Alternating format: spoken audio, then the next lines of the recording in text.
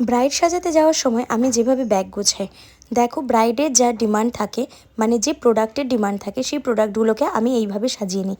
Extra করে product আমি carry করি না, এই কারণেই আমার সেখানে পাগল পাগল মনে হয়। প্রোডাক্টগুলো সব বার করা আবার গোছানো অনেকটা সময় চলে যায়, সেজন্য যেটুখানি ডিমান্ড থাকে সেইটুখানি ক্যারি করি।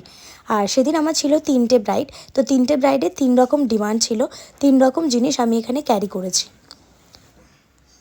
তো দেখো ফাউন্ডেশনের ব্যাগটা আমি এভাবে গুছিয়েছি, সাথে আমি কি করেছি এয়ার ব্রাশটা আমি আলাদা করে ব্যাগে গুছিয়ে নিই প্রত্যেকবার। তো ব্যাগ গোছানোর আগে আমি আগে পরিষ্কার করে নিই, তারপর আমি ড্রাই টিস্যু পেপার ওখানে বিছিয়ে তার উপরে জিনিসগুলো রাখি, যাতে জিনিসগুলো খুব ভালো থাকে। তোমরাও চাইলে এইভাবে তোমরা গোছাতে পারো। তো এইখানে দেখো প্লাগ, আমি 3 পিন প্লাগটা সবসময় ক্যারি করি, আর মাল্টি প্লাগও আমি সবসময় ক্যারি করি ব্যাগে, কারণ অনেক জায়গায় যাই সেখানে লাইটের প্রবলেম থাকে, সুইচ বোর্ডের প্রবলেম থাকে, তো সেগুলো আমি ক্যারি করে নিই।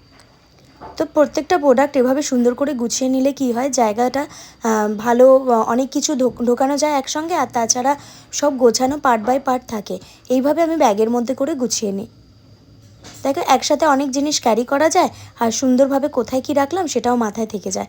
ভিডিওটা ভালো লাগলে অবশ্যই জানিও। সকলে ভালো থেকো, সুস্থ থেকো, আবার চলে আসবো।